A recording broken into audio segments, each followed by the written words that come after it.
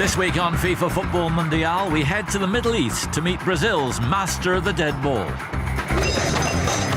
We're in Leipzig for a match finally played after a 20-year postponement. And we visit the inner city project that's bringing football to the streets of New York City.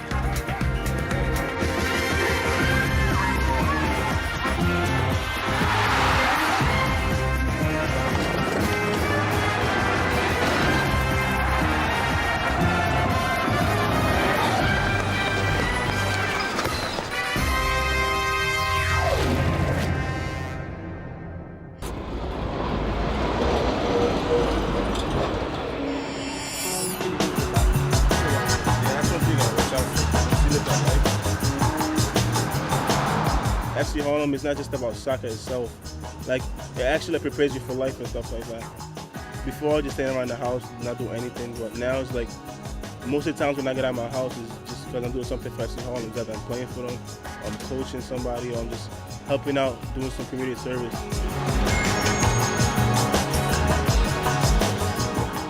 FC Harlem provided a lot of stuff for us that we couldn't provide for.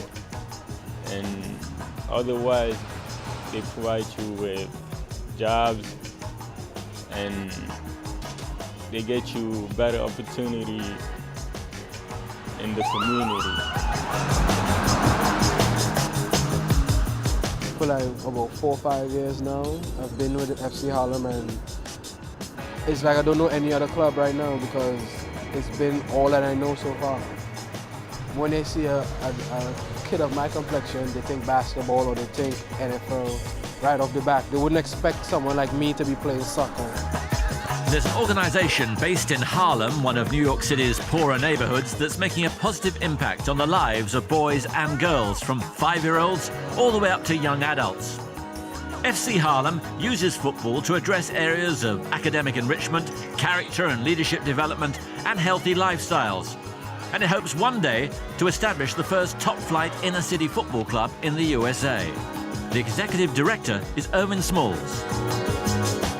The socioeconomic differences here are very clear. You have, some kids are coming from one-parent households. You have educational systems that sometimes are not as good in some inner-city communities. I do think a lot of things in that area are changing. You have some kids who are breadwinners. They're out there working 2 and 3 jobs. And what I'm trying to do and understand with FC Harlem is, if we're looking to develop players, at the same time we're saying we want to produce leaders. We're leaders in our neighborhood is our acronym for Lions, that you have to understand where they're coming. Give them the knowledge, not just on the soccer side, but also how they can succeed in life. Get them to understand that they can potentially go to college. And when you expose them to these new things, I think they can start to aspire and say, hey, maybe those things are achievable. It is, like I said, I think it's sometimes hard because those things may not be readily available, or these ideas are not put into their mindset when they're here. But we hope through programs like FC Harlem, and I'll be honest with you, I think there's a lot of great programs, whether it's baseball or there are basketball programs that are really trying to use the sport and incorporating enrichment activities to expand and broaden their mind. The unique thing about soccer in this country, it is definitely a sport that comes out of the middle class. And when I saw it around the world, this is a sport that is ingrained in cultures, whether it's from low income to middle class to high. And what I felt was like, hey, I'm looking at communities like Harlem and seeing that this looks very similar to countries all around the world that are producing some of the best and top players coming from difficult environments, different scenarios. Why can't this be replicated here? So I have a very specific interest and passion of seeing how to take this global sport, work in the inner cities, and definitely a particular interest is trying to see how we can get more African Americans involved in the game.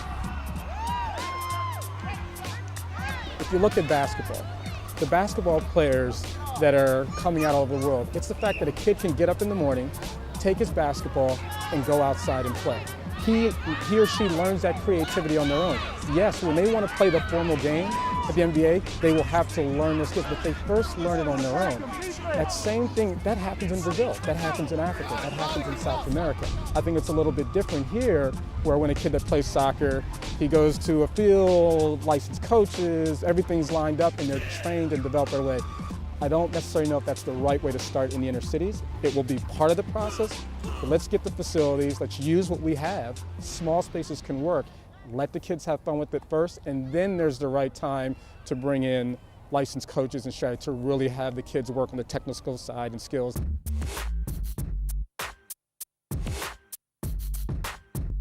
When it first started as Harlem Youth Soccer, it was some slow support. In 2005, we had around 173 kids in the program.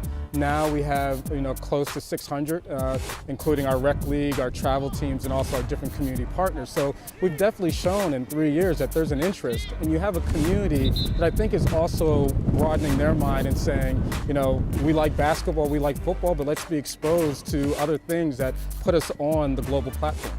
And soccer is one of those sports.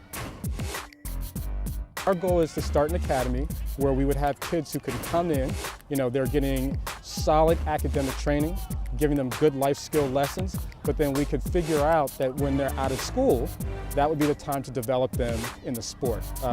There's a lot of different steps before we get there. I've seen some other models work in other sports, so I know it can happen, and it can happen in this community, and we hope to continue to build support, attract people that can help us really make that be a true reality for us.